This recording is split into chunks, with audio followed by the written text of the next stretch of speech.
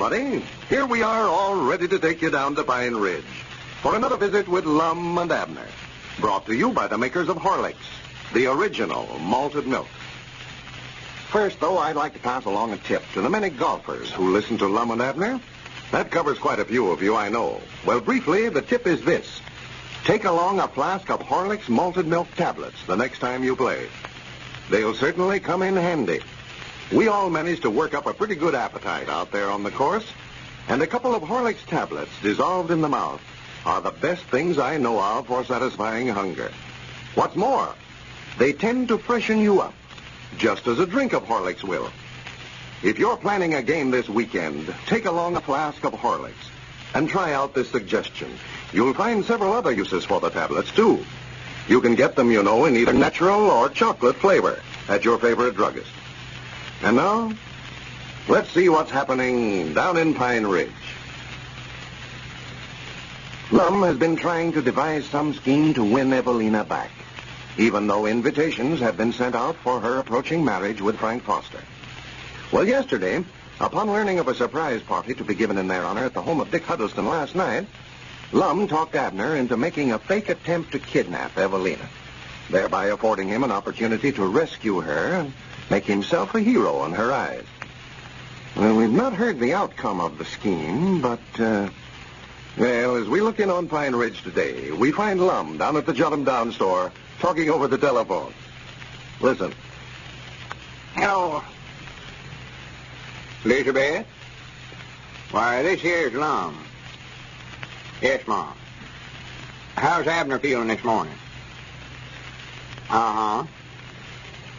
Well, I've always heard if you'd take and put a piece of fresh meat on your eye, that way it'd take the swelling out. You have? Well, just leave that on. That ought to help it. Oh, he is? Well, good. I'm proud he's coming over. I want to talk to him. All right, Elizabeth. Thank you, Mom. Did I hear you asking her how Abner was? Yeah, she says that one of his eyes is all swollen up. Well, how'd that happen? Well, ain't you heard about the fight last night? I know. Who's Abner been fighting with? Oh, him and Frank Foster had a big fight over there at Dick Huddleston's party last night. Frank liked to beat the daylights out of him. Of course he would. I'd allow Abner to have more sense than to pick a fight with a feller like that. Well, Abner never jumped on him. Frank jumped on Abner. Well, a big bully. The very idea of him picking on a little feller like Abner. Well, you can't much blame Frank over it. You see, the way it happened, don't say nothing to nobody about this now. Oh, no. Don't nobody know about it? Well, they don't know what started it. See, me and Abner was sitting down here yesterday evening trying to study up some way I could make a hero out of myself so Evalena would fall back in love with me. So when we found out about that party Dick's woman was giving for her and Frank, why, we decided to have Abner tie a handkerchief around his face and come over there and throw a couple of guns on everybody and make out like he's going to kidnap Evalena. Well, for the land's sakes. Then I was going to rush up and take the guns away from him and run him off. Evalena'd think I was a hero for saving her life and fall back in love with me and not marry Frank. Well, that sounds like a pretty good idea, all right. Yeah, it sounds good. The only trouble was, when Abner made out like he was going to kidnap Evalena, why, Frank hauled off and knocked him down and jumped on him like to beat the daylights out of him before we could pull him off. Well, I do know. Abner never come to till after we carried him clean home. I never seen a feller get as mad in my life as that Frank did. Just over a little something like that, too. Frank never knowed it was Abner at the time, huh? Oh, no. He thought it was a sure enough hold-up. The women folks were screaming and taking on. Everybody was scared to death. You was the only one that knowed who it was, huh? Well, just to be right honest, I never knowed for sure it was him myself.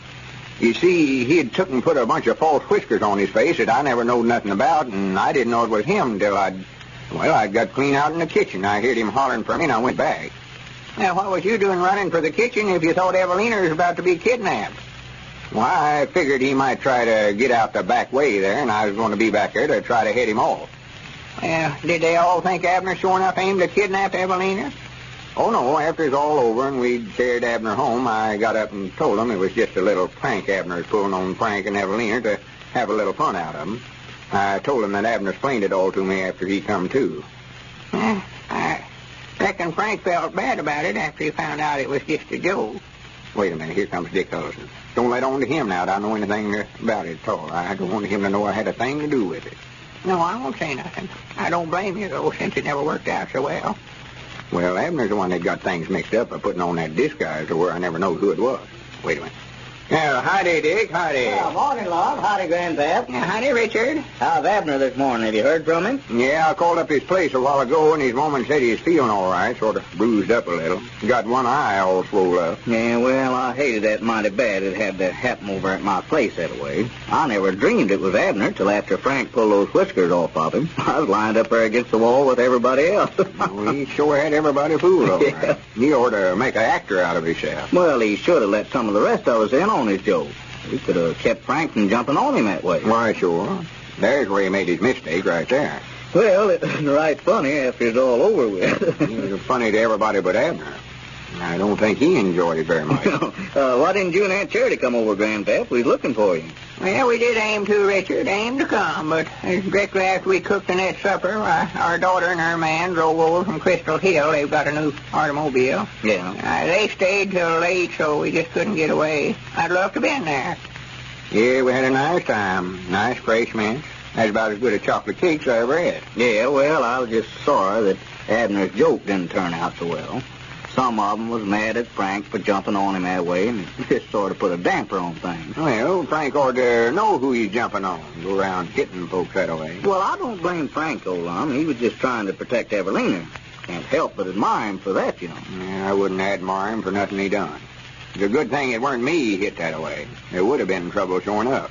Well, I'm just sorry it all happened. I wanted to see Abner and tell him I feel bad about it. Well, I think he'd be down here directly. His woman said he was fixing to leave when I was talking to her just now. Yeah, well, I've got to get on back over to the store, Lum. I just locked it up and left. Tell Abner to come over when he gets time. I'd like to talk to him. Yeah, I'll tell him, Dave. Well, I'll see you fellas later then. Yeah, come over and loaf with us. I want to show you the plans we've got drawn up for remodeling our store. Yeah, I want to see him, Lum. I'll be over the first chance of you. Yeah? Yeah, Lum, if you're going to be here for a little spell, I'll take that batch of groceries on over to the widow Abernathy's. Yeah, go ahead, Grandpap. I'll stay here. I ain't finished filling the order yet. Some stuff she wanted here we ain't got.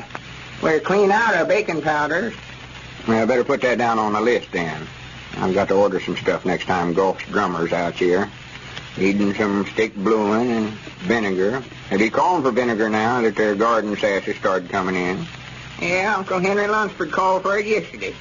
Better get some lamp wicks, too. Abner used that last one we had to put in his hat band to make his hat fit him. You know, when he got that haircut the other day. Well, we'll go over the stock and make out a list for what all we need. Some of the stuff we're out of we can just substitute. Like, wait a minute. Here comes Abner. Yeah, Dick ought to waited. Yeah? He don't feel pretty good. You can tell the way he's poking along there. Yeah, I hope he don't think that's my fault the way things turned out last night.